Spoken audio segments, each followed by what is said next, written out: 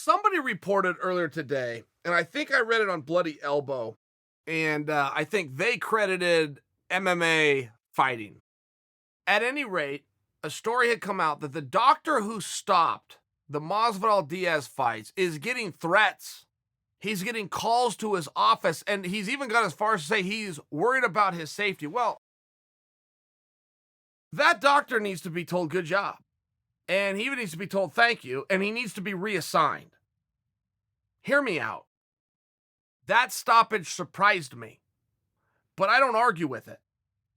It surprised me because I have seen cuts. I have seen the placement of cuts. I have seen the blood that some of those cuts caused. Much worse, by my eyes, that were continued to go on. So I was surprised. I would not challenge that in the least. That doctor's job is the safety of the fighter. That is why they bring him in. If he had an opinion that could affect adversely the safety of a fighter, he has an obligation to stop the fight. That's what he did. That's all that he did. And he did it perfectly. He needs to be told good job. There was a story, George Foreman came back to boxing. You guys will remember that. He went on and won the championship over Michael Moore in a huge upset. But what year was that? Mid-90s? Was that the mid-90s?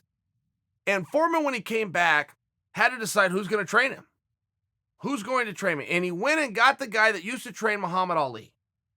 And the reason he wanted that guy to train him is because that guy stopped a Muhammad Ali fight. Cost the great Muhammad Ali a championship by waving off the fight and not sending his guy back out there. And George Foreman said, I hired him because now I know I can trust him. This is a combat sport and it's a tough sport. But I do not fight to the death. And I do not want a coach who's afraid of me. I want a coach that I respect. I don't want a coach that's here for the money. I want a coach who's here to train me and to keep me safe. And he hired him. And I do think that story is relevant because I think that's what you saw with the doctor. We're going to argue with a doctor for overly protecting a guy? Is that even a term? This doctor, that son of a good man, he kept me too safe. Is that even a term? Is that something we would want for ourselves? We wouldn't want for ourselves? Why would we not want it for Nate? I mean, in fairness, just think about it from those terms. The commission, I'll tell you this. There's one other interesting thing that happened to them over the weekend, and it was the Kelvin Gastelum weigh-in.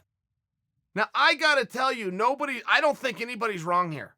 And hear me out on this. And yes, I'm biased, and yes, Kelvin's my guy. I got it.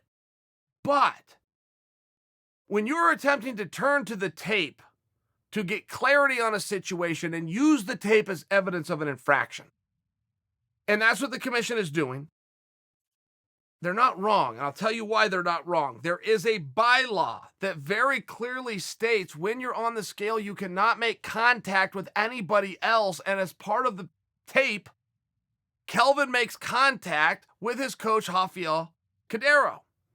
So the commission's not wrong to bring him forward and say, we got to take a look at this because here's what the bylaw says. Kelvin is not wrong to say, I did not cheat, I did nothing wrong. Cheat is an intent, right? We all can agree on that. When Kelvin was on the scale, he got on the scale the way you would. Your arms are down, there's the towel, what's the number say? They say to him, they being the commission, they say, raise up your arms. He then raises his arms. By the way, his coach is doing what? What a coach would do. He's trying to see the number himself. So now he's close. Now there's an arm where an arm wasn't supposed to be, and now there's a coach, and the arm hits him. By the way, Kelvin can't even see him. Coach Cadero's just behind him, but Kelvin can't even see him. So there's no intent. There was a following of the instruction he was given, which is to raise your arm. Coach Cadero, of course, is going to look in, want to know what the scale, that's the whole reason he's there, is to see if his athlete made weight. There was an incident. I can't even call it an accident. There was an incident. But there was no harm. There was no foul. There was no intent. Did he touch Cadero? It looked like it by my eyes, by the tape. Did he mean to touch it? Did he even know he was back? Would have he even raised his arms up if not told? Look, according to the tape, no reason to believe that.